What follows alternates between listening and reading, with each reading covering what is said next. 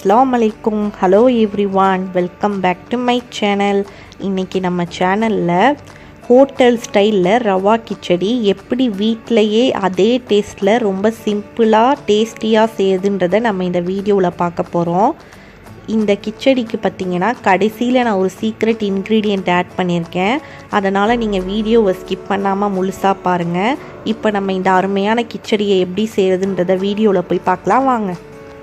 அடுப்பில் ஒரு பேன் வச்சுக்கலாம். பேன் சூடானதும் அதில் பார்த்திங்கன்னா நான் இன்றைக்கி ஒரு கப் அதாவது 250 கிராம் ரவையை எடுத்து வச்சுருக்கேன். அதை நம்ம இந்த பேனில் சேர்த்து இந்த ரவையோட மணம் வர வரைக்கும் அடுப்பை மீடியம் ஃப்ளேமில் வச்சு ஒரு 5 நிமிஷத்துக்கு கைவிடாமல் நல்லா வறுத்து எடுத்துக்கலாம். இதனுடைய கலர் பார்த்திங்கன்னா லைட்டாக சேஞ்ச் ஆகும். அது வரைக்கும் நம்ம வறுத்து எடுத்துக்கலாம். ஹை ஃப்ளேமில் வச்சிடாதீங்க, கருகிரும். இப்போ நம்மளுடைய ரவை நல்லாவே வறுப்பட்டுருச்சு. நம்ம ரவை வறுப்பட்டுருச்சா இல்லையா அப்படின்றத தெரிஞ்சுக்கிறதுக்கு நம்ம ரவையை ஒரு கரண்டியில் எடுத்து பார்த்தோன்னா அது கீழே விழுகும்போது அந்த கரண்டியில் ஒட்டாமல் இருக்கணும். அப்போ தான் நம்ம ரவை நல்லா வறுப்பட்டுருச்சு அப்படின்னு அர்த்தம். இப்போ நம்ம இதை வேறு ஒரு பிளேட்டுக்கு ட்ரான்ஸ்ஃபர் பண்ணி நம்ம கொஞ்சம் நேரம் ஆற வச்சிடலாம். பிளேட்டுக்கு ட்ரான்ஸ்ஃபர் பண்ணியாச்சு. ரெடி பண்ண ஸ்டார்ட் பண்ணிடலாம். அதுக்கு அடுப்பில் ஒரு பேன் வச்சுட்டு பேன் சூடானதும் ஒரு 2 டேபிள் ஸ்பூன் போல் நெய் நம்ம சேர்த்துக்கலாம். அது கூடவே பார்த்திங்கன்னா ஒரு டேபிள் ஸ்பூன் போல் ஆயில் நம்ம சேர்த்துக்கலாம். நெய்யும் ஆயிலும் சூடாகிற வரைக்கும் நம்ம வெயிட் பண்ணலாம். நல்லா சூடானதுக்கப்புறம் கடுகு ஒரு 1/2 டேபிள் ஸ்பூன் போல் சேர்த்துக்கலாம். அதுக்கப்புறம் கடலைப்பருப்பு ஒரு டேபிள் ஸ்பூன் போல் சேர்த்து ரெண்டும் நல்லா பொரியிற வரைக்கும் வெயிட் பண்ணலாம். கூடவே ஒரு சின்ன துண்டு இஞ்சியை பொடியாக கட் பண்ணி வச்சுருக்கேன். அதை நம்ம இதில் சேர்த்துடலாம். பச்சை மிளகாயை நான் கீறி வச்சுருக்கேன். அதையும் அது கூடயே சேர்த்து ஒரு நிமிஷத்துக்கு நம்ம வதக்கிடலாம். அது கூடவே கொஞ்சமாக கருவேப்பிலையிலையும் சேர்த்து ஒரு நிமிஷத்துக்கு எல்லாத்தையுமே நல்லா அந்த எண்ணெயிலேயே வதக்கிக்கலாம். ஓரளவுக்கு ஃப்ரை ஆனதுக்கப்புறம் ஒரு பெரிய வெங்காயத்தை இந்த மாதிரி பொடியாக கட் பண்ணி வச்சுருக்கேன். அதையும் நம்ம இதோடையே சேர்த்து ரொம்ப வதங்க வேணாம், ஒரு கண்ணாடி பதத்துக்கு வந்தால் போதும், அந்தளவுக்கு வதக்கி எடுத்துக்கலாம். ஓரளவுக்கு வதங்கிருச்சு. இந்த டைமில் ஒரு சின்ன சைஸ் தக்காளி சேர்த்துக்கலாம். தக்காளி சேர்க்கறனால கொஞ்சமாக புளிப்பு சுவையோடு நல்லாயிருக்கும். ரொம்ப அதிகமாக தக்காளி சேர்த்துற வேணாம். இப்போ இதையும் நம்ம வதக்கிடலாம். வெங்காயம் தக்காளியெல்லாம் நல்லா வதங்கிருச்சு. இந்த டைமில் ஒரு 1/2 டேபிள் ஸ்பூன் போல் மஞ்சள் தூள் சேர்த்துக்கலாம். மஞ்சள் தூளோட பச்சை வாசனை போகிறதுக்காக அடுப்பை லோ ஃப்ளேமில் வச்சு ஒரு 2லேருந்து 3 நிமிஷத்துக்கு நம்ம வதக்கிடலாம். இந்த பச்சை வாசனைலாம் போயிடுச்சு. இப்போ நம்ம காய்கறிகள் இதில் சேர்த்துக்கலாம். ஃபஸ்ட்டு பார்த்திங்கன்னா நான் பொடியாக கட் பண்ண கேரட் ஒரு 1/4 கப் சேர்த்துக்கிறேன்.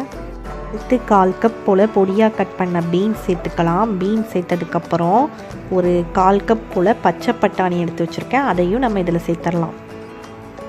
அடுத்து பார்த்திங்கன்னா அந்த எண்ணெயிலேயே அந்த காய்கறியெல்லாம் நல்லா குக் ஆகிற மாதிரி அடுப்பை லோ ஃப்ளேமில் வச்சுட்டு ஒரு 5 நிமிஷத்துக்கு நல்லா வதக்கி விட்டுறலாம். நீங்கள் இந்த கேரட் பீன்ஸ் பச்சை பட்டாணிலாம் கண்டிப்பாக சேர்க்கணும் அப்படின்னு கிடையாது. இதெல்லாம் ஆப்ஷனல் தான். உங்களுடைய விருப்பத்துக்கு ஏற்ற மாதிரி நீங்கள் காய்கறிகள் நீங்கள் அதிகமாகவும் குறைச்சோ சேர்த்துக்கலாம். காயெலாம் நல்லா கலர் மாதிரி நல்லாவே குக் ஆகிடுச்சு. செடிக்கு தேவையான அளவு தண்ணி நம்ம சேர்த்துடலாம். நான் இன்றைக்கி 1 கப் ரவை எடுத்துருக்கனால 1 கப் ரவைக்கு 3 கப் தண்ணி நம்ம சேர்க்கணும். அப்போ தான் அந்த கிச்சடி குலைவாக நமக்கு அந்த ஹோட்டல் ஸ்டைலில் கிடைக்கும். 1 கப்புக்கு 3 கப்பு தான் கரெக்டாக இருக்கும். நான் இன்றைக்கி 2.5 கப்பு தண்ணி நான் சேர்த்துக்கிறேன். 2.5 கப்பு தண்ணியும் அதுக்கப்புறம் பார்த்திங்கன்னா ஒரு 1/2 கப் போல் பால் நான் சேர்த்துக்கிறேன். இதுதான் அந்த சீக்ரெட் இன்க்ரீடியண்ட். கண்டிப்பாக இதை மிஸ் பண்ணாமல் சேர்த்துக்கோங்க. இந்த மாதிரி பால் சேர்க்கறனால உங்களுடைய கிச்சடி பார்த்திங்கன்னா ரொம்பவே சாஃப்டாக அப்படியே ஹோட்டல் ஸ்டைலில் கிடைக்கும். கண்டிப்பாக நீங்கள் மிஸ் பண்ணாமல் இதை ட்ரை பண்ணி பாருங்கள். இப்போ இந்த கிச்சடிக்கு தேவையான அளவு உப்பு சேர்த்துக்கலாம். உங்களுடைய சுவைக்கு தகுந்தபடி நீங்கள் உப்பு சேர்த்துக்கோங்க. உப்பு சேர்த்துட்டு ஒரு முறை நல்லா மிக்ஸ் பண்ணி விட்டுறலாம்.